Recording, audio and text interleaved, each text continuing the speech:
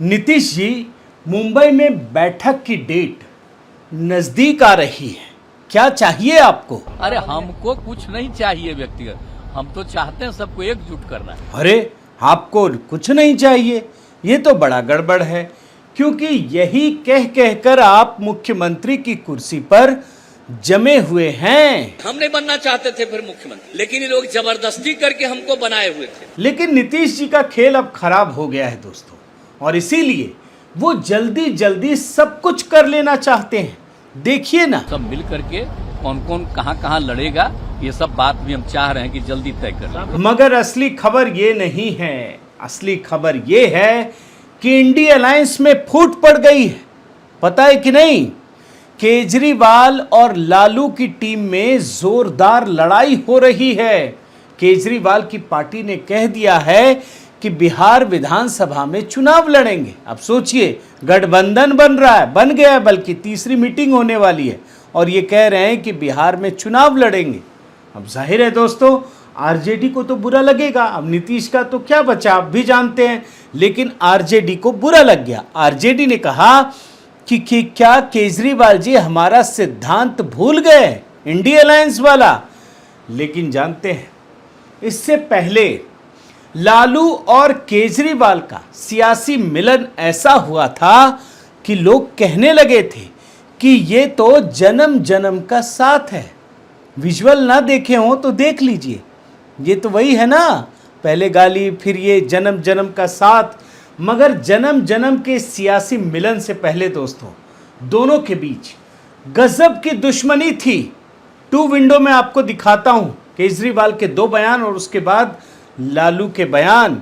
केजरीवाल भ्रष्टाचार के खिलाफ सबसे बड़े अगुआ बने, बेईमानों की लिस्ट बनाई थी, देखिए ना, देश के बेईमानों की लिस्ट बनाई थी। और केजरीवाल जी साफ तौर पर लालू के माई समीकरण मतलब मुस्लिम और यादव समीकरण पर ज्ञान देते थे। सुन लीजिए, अगर वो एक क्षेत्र के मान लीजिए मुसलमानों को खुश कर ले या झुग्गी वालों को खुश कर ले, फलानी जाति को खुश कर ले, तो वो जीत जाता है।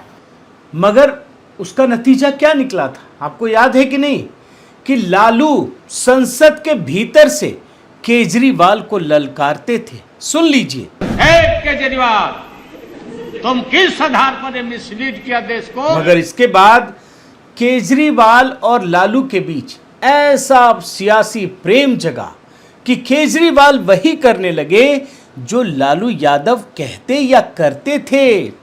अब इंडिया अलायंस को समझने के लिए आपको एक झलक दिखला देता हूं, कुछ टू विंडो दिखा रहा हूं आपको दोस्तों।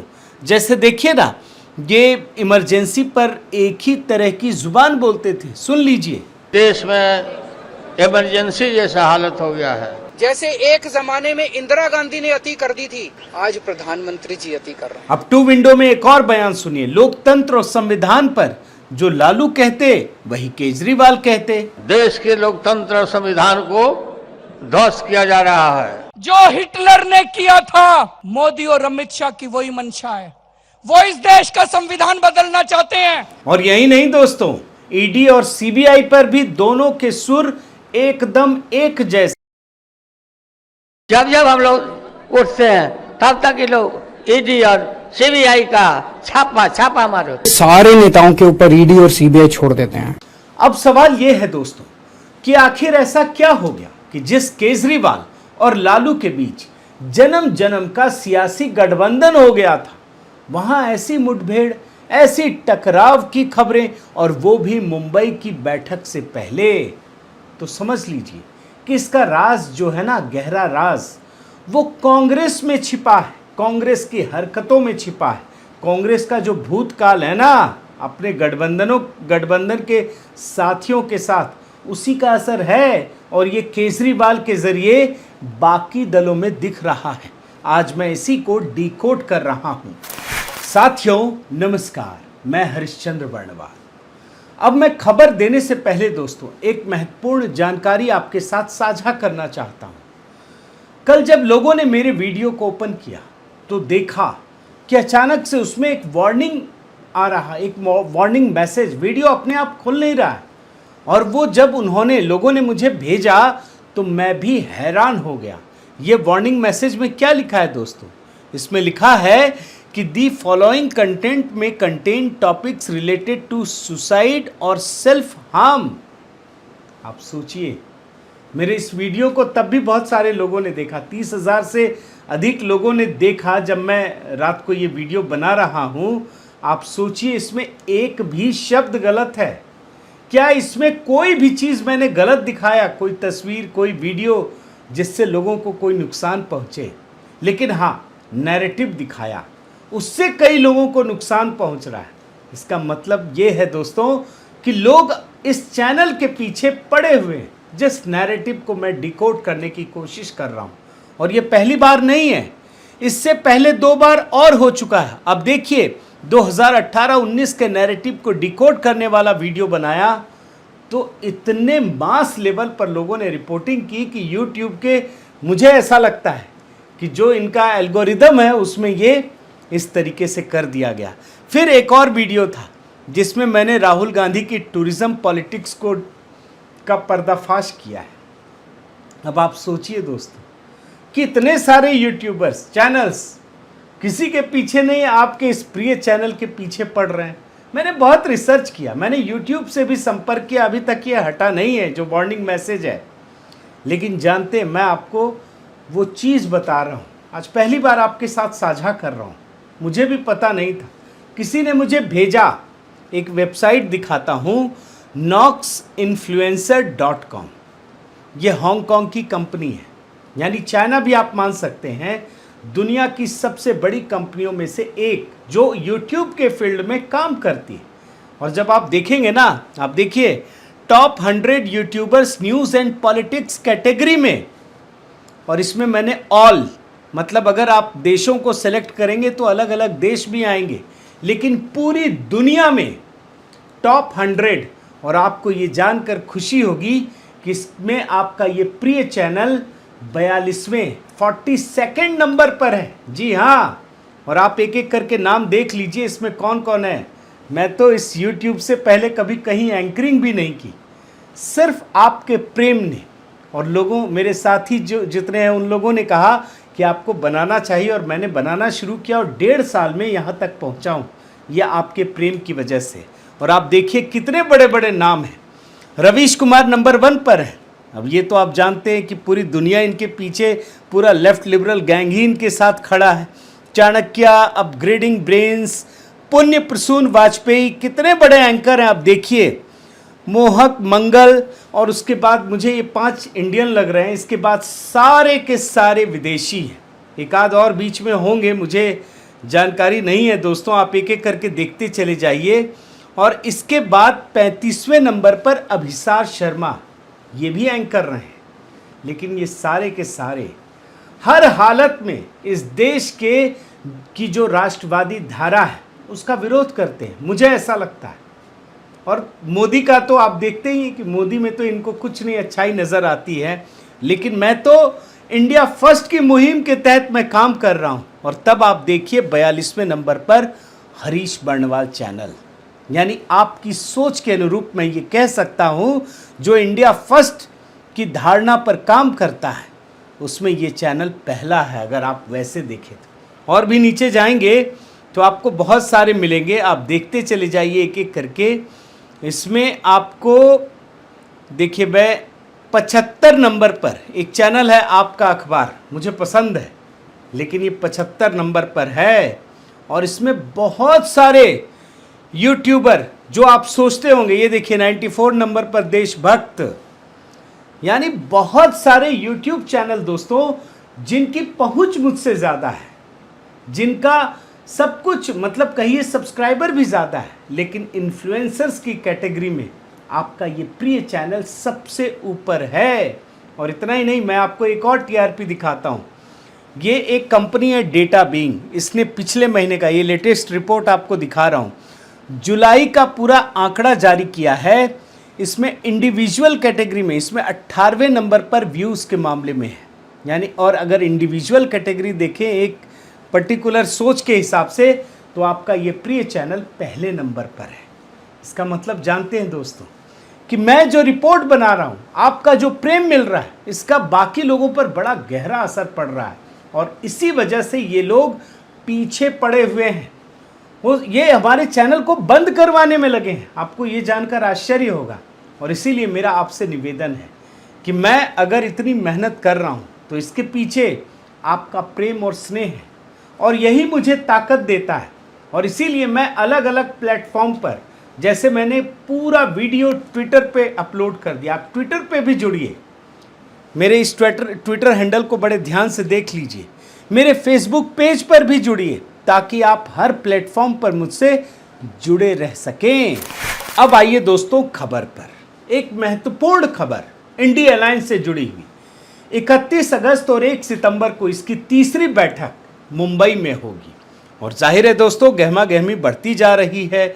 हर दल अपने हिसाब से चीज़ें रख रहे हैं और पार्टियां जुड़ेंगी, सबको फैसलों का इंतज़ार है। इसके अलावा बाकी चीज़ें भी हो रही हैं।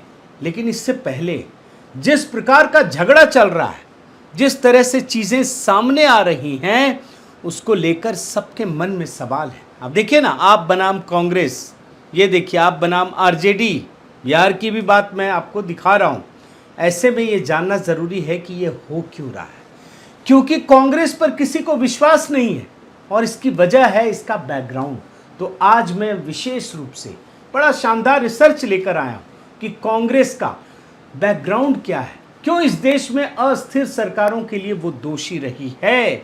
आप याद रखिए, 1977 में इंदिरा गांधी के अत्याचारों और कुशासन से मुक्ति के लिए पहली गैर कांग्रेसी सरकार बनी थी। प्रधानमंत्री थे मोरारजी देसाई।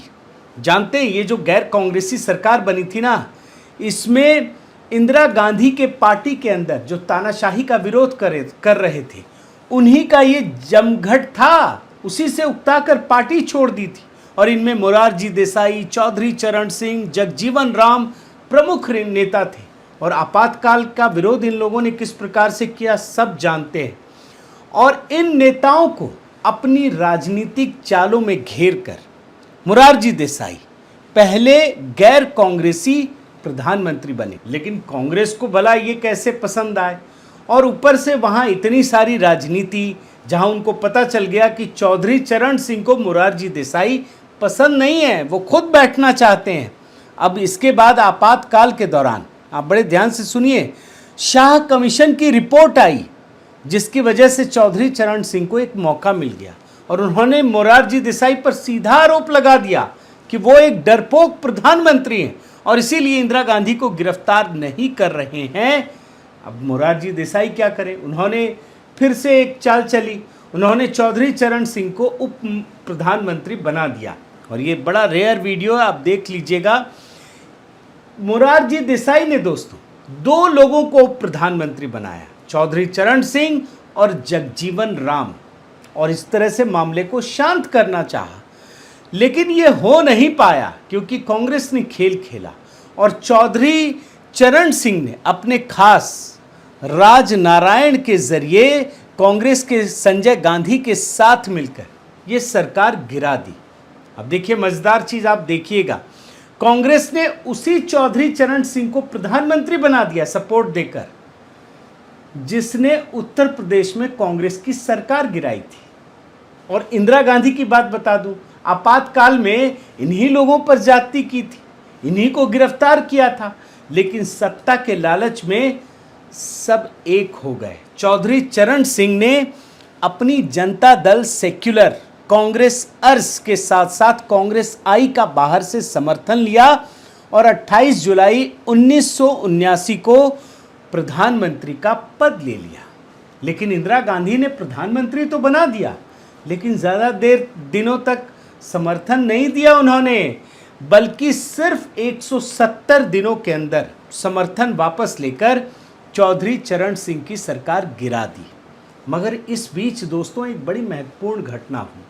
जानते हैं वो घटना क्या है? अभी आपको आगे भी समझ में आएगा। चौधरी चरण सिंह ने पीएम बनते ही पहला काम जातिगत आरक्षण के लिए किया।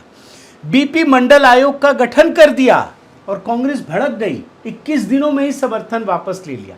आज जो राहुल गांधी जातिगत आरक्षण और तमाम चीज़ें जो उठाते हैं, लोगों को भड़काना चाहते हैं, उनको ये चीज़ ज़रूर देखना चाहिए, क्योंकि सिर्फ इसी मुद्दे पर इंदिरा गांधी ने समर्थन वापस ले लिया था और 1980 में जब चुनाव हुआ तो उन्होंने पूर्ण बहुमत की सरकार बनाई। अब आगे बढ़िए। 1989 में लोकसभा चुनाव में राजीव गांधी की हार होती है और एक बार फिर से गैर कांग्रेसी सरकार बनती है। और इस बार आपको पता होगा वो घोटालों की याद दिलाते हैं। वीपी सिंह जो है वो ईमानदारी के मुद्दे पर राजीव गांधी के कैबिनेट में वित्त मंत्री रहे, रक्षा मंत्री बने, लेकिन उन्होंने साथ छोड़ दिया, इस मुद्दे को उठाया और उसके बाद उन्होंने नेशनल फ्रंट की सरकार बनाई। लेकिन वीपी सिंह को भी दोस्तों इतनी आसानी से चीज़ें नहीं मिली। उनको इसके लिए अपने ही नेशनल फ्रंट में हरियाणा के दो बड़े नेताओं, किसान नेता चौधरी देवीलाल और एक चंद्रशेखर, जिन्हें युवा तुर्क कहा जाता है, उनसे कड़ी टक्कर मिली और उसके बाद उन्होंने सरकार बनाई। विश्वनाथ प्रताप सिंह ने इस चुनाव में एक बड़ी दिलचस्प चीज़ है, जानना चाहिए। कांग्रेस के ऊपर तो आरोप लगाया भ्रष्टाचार के, लेकिन भाजपा को भी नहीं छोड़ा, भाजपा पर भी जमकर निशाना साधा।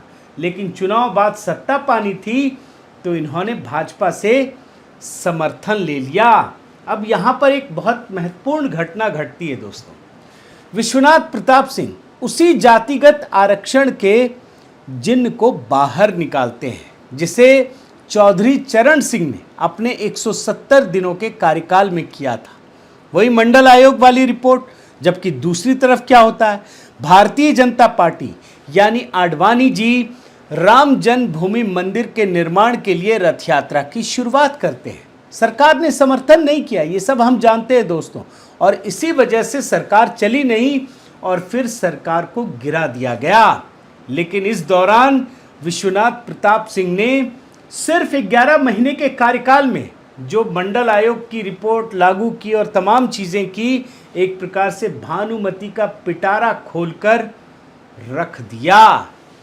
8 नवंबर 1990 को लोकसभा में विश्वास मत ये 142 वोट सिर्फ इनको मिला, आप देख लीजिए, और 346 मतों से ये विश्वास मत हार गए। इसका मतलब यह है दोस्तों कि विश्वनाथ प्रताप सिंह जो ईमानदारी के नाम पर आए थे, वो अपने ही नेताओं की महत्वाकांक्षाओं को, जो चौधरी देवीलाल हैं, चंद्रशेखर हैं, उसको संभाल नहीं पाए, सरकार गिर गई। और इसके बाद कौन आते हैं, चंद्रशेखर। जनता दल के 60 सांसदों के समर्थन के साथ एक नई पार्टी जनता दल सोशलिस्ट बनाते हैं।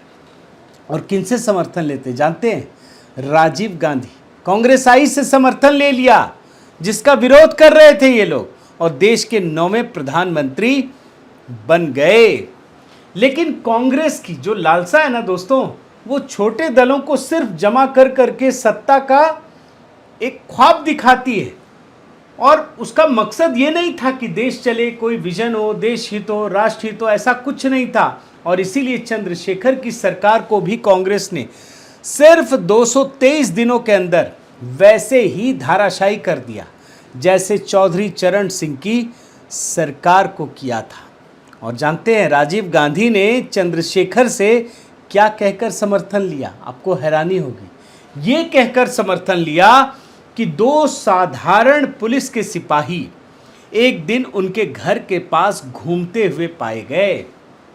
आप सोचिए, सिर्फ ये कहकर के देश को मिड टर्म पोल में धकेल दिया गया। लेकिन उस दौरान एक किताब लिखी गई जिससे ये रहस्य सामने आता है कि राजीव गांधी ने इसलिए समर्थन नहीं लिया कि सिपाही उनके घर की जासूसी कर रहे थे, बल्कि प्रधानमंत्री चंद्रशेखर ने राम जन्मभूमि मंदिर का हल दोनों पक्षों की सहमति से करना फाइनल कर दिया था। दोनों से स्वीकृति मिल चुकी थी और कांग्रेस ये नहीं चाहती थी कि इस समस्या का समाधान हो।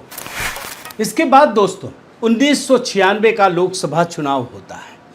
किसी भी पार्टी को पूर्ण बहुमत नहीं मिलती है, लेकिन भाजपा चूंकि सबसे बड़ी पार्टी थी, अटल बिहारी वाजपेयी की सरकार बनी। लेकिन 13 दिनों के अंदर ही इस्तीफा देना पड़ा। इस चुनाव में भाजपा को 160, कांग्रेस को 136 और नेशनल फ्रंट, लेफ्ट फ्रंट को 111 सीटें मिली थी। और इस परिस्थिति में क्या हुआ आपको पता है? कांग्रेस ने नेशनल फ्रंट के साथ लेफ्ट फ्रंट और अन्य दलों के सहयोग से एचडी देवगौड़ा को देश का प्रधानमंत्री बना दिया, लेकिन फिर कोई ना कोई बहाना बनाकर 10 महीनों के अंदर ही सरकार भी गिरा दी। अब यहां फिर एक झगड़ा हो गया, फिर चुनाव होगा क्या? फिर कांग्रेस ने कुछ शर्तें रख दी कि नहीं जी प्रधानमंत्री बदलो, और उसके बाद विदेश मंत्री आईके गुजराल को कांग्रेस के दबाव पर प्रधानमंत्री बनाया गया।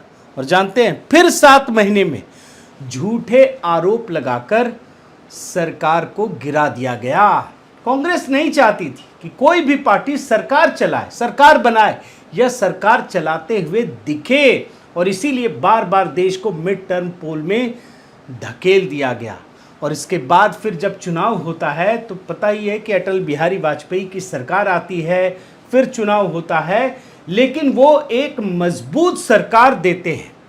लेकिन इन पूरे मामलों में दोस्तों एक बात याद रखिए कि कांग्रेस ने कभी भी देश हित की चिंता नहीं की। एक परिवार ने देश को जरूर चलाया, लेकिन बाकी अन्य दलों के साथ कभी कोई अच्छा काम नहीं किया, और इसीलिए बार बार देश में मिड टर्म पोल हुआ। और याद रखिए कि जब उसके बाद मनमोहन सिंह की सरकार बनी तो क्या स्थिति हुई। इसका परिणाम ये रहा दोस्तों, जब खिचड़ी सरकार बनी थी देश में राजनीतिक अस्थिरता बनी रही। 2004 से लेकर 2014 तक सरकार तो बनाई, लेकिन सरकार पूरी उलझन में बनी रही। पॉलिसी पैरालिसिस की स्थिति थी, हमेशा भ्रष्टाचार की स्थिति बनी रही, और आज भी वही हाल है दोस्तों।